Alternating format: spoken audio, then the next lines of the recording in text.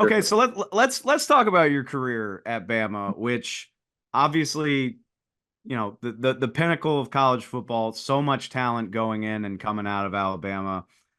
And I think it's interesting, you had to wait your turn a little bit when you got to Alabama. You're behind an amazing player like Will Anderson, so much talent on those Alabama defensive lines.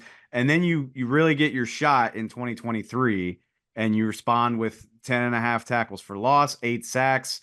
I'm curious what that dynamic is like, and I guess what you learned about yourself at Bama, because I mean, you don't go to Bama unless you're a fantastic football player, but the amount of talent on those rosters, I got to imagine it's a learning experience, kind of waiting for that opportunity to shine.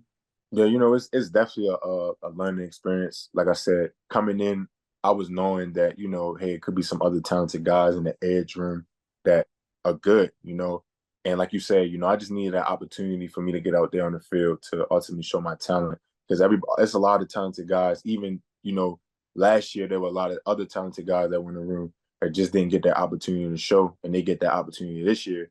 So, it was definitely hard at times, but I learned a lot from, we all learned from each other, me, Will, Dallas, Q, Keanu, all the guys in the room. We learned from each other different pass rushing moves, how to go about the game, and just stuff like that. And we ultimately gel.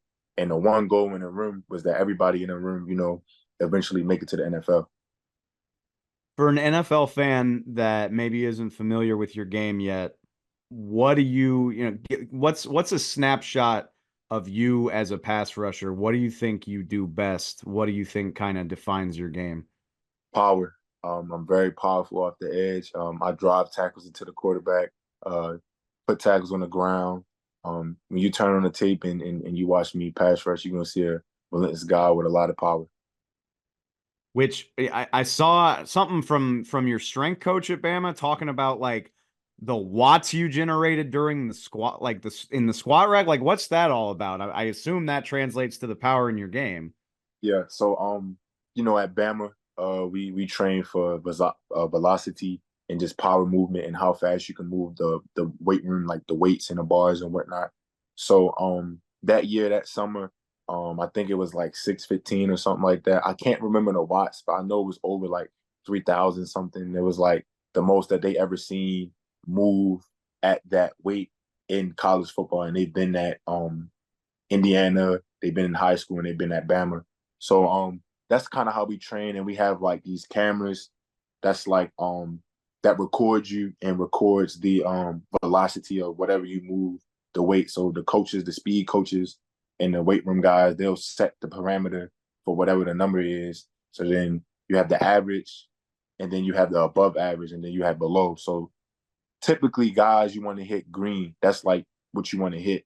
But once you start hitting yellow, that means like it's like your PR or like above the average. You hit red, that's not good. And then they have like a big flat screen TV that's like right on the right side of the rack where you can see the numbers. And then they have another TV. We got a lot of TVs. They got another TV that pretty much shows like everybody in that position group power and who's on top of the leaderboards, and it moves and shuffles around when people lift the weight.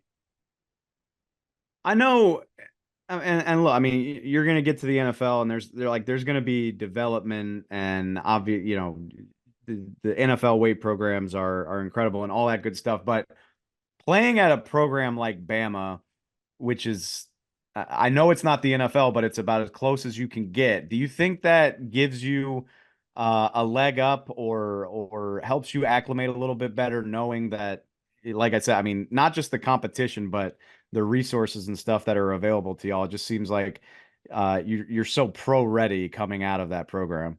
Yeah, it definitely gives us Bama guys an edge, especially on defense. Kind of run a lot of the same concepts as other NFL teams, just probably different terminology.